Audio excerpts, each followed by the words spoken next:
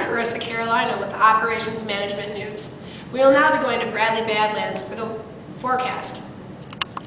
Well, Carissa Carolina, as you can see, it's going to be a little rainy in eastern Iowa, but once we get into the central Iowa, it's going to be cloudy! We're not talking about the weather forecast, we're talking about business forecast. Wah, wah, wah. Business forecasting is a multifaceted area of planning that has much to learn about. We will be talking to 3 experts in the field on business forecasting steps, time horizons, and forecasting types. And now to Ashley Ardick to report on forecasting steps. Thanks for that great introduction, Carissa. There are 7 steps to forecasting. The first is to determine the use of a forecast. At Acme Company, they're using their forecast to predict production.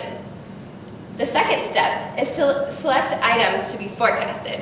At Acme Company, they are using their dynamite as a forecasting unit.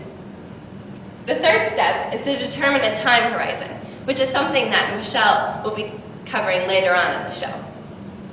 The fourth step is to select forecasting models, which is like statistical data.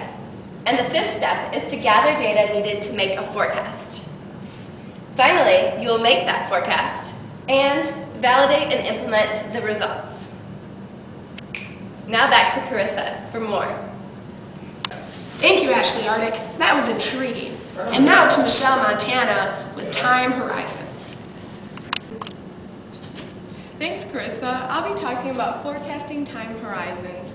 The first range is short range, which is up to 1 year, but generally less than 3 months.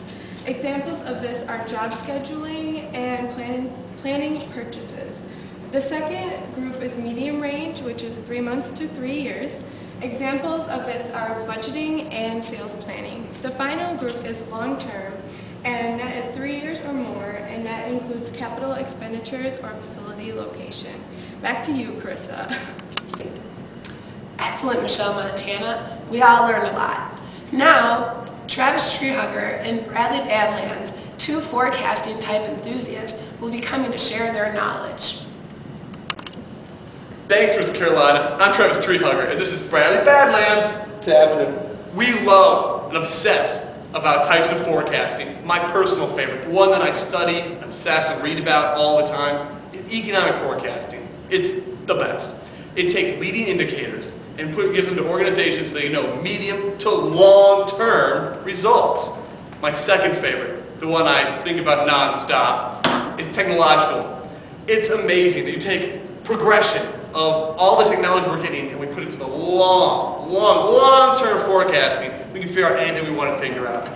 On you, Bradley. Yeah, well, the one you really want to start talking about is demand forecasting. I'll tell you why. This is projections for how people are actually going to want a company's products and services. You know, you've probably heard, out and about is more known as sales forecasting. That's pretty cool. Up high. On you to Miss Carolina. Well, that does it for us today. We hope you enjoyed this edition of Operation Management News. Please join us tomorrow on our topic of inventory management with a capital M.